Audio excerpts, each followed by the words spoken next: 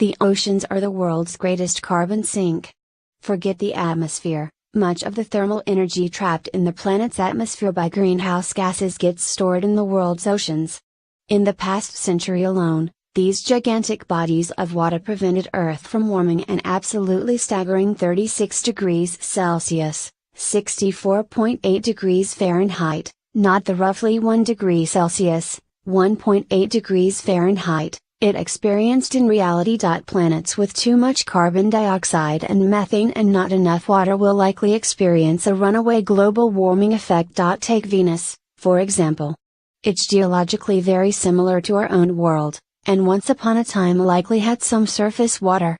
This, however, clearly wasn't enough to deal with all the carbon dioxide present in its atmosphere, much of which probably came from ancient and powerful volcanic eruptions. Some of the carbon dioxide was absorbed into the water, but ultimately, the planet got too hot and the water boiled off into space.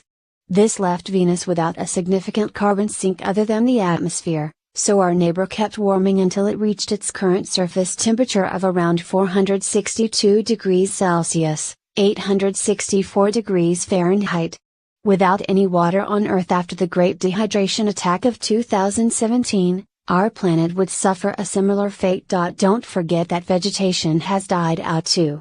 Without plants to convert carbon dioxide into oxygen through photosynthesis, the world would warm even faster. Lest we forget that much of Earth's water doesn't merely reside at the surface. Plenty of it hides underground, within the crust of the tectonic plates that continually drift around, come together, and break apart.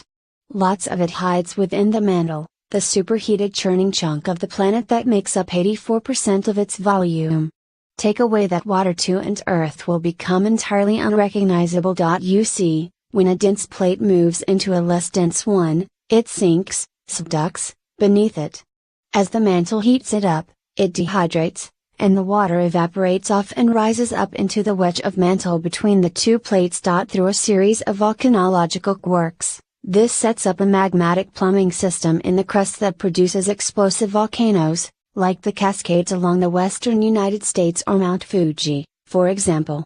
Without water, this process would not take place and there'd be a lot less volcanoes on Earth. Yeah.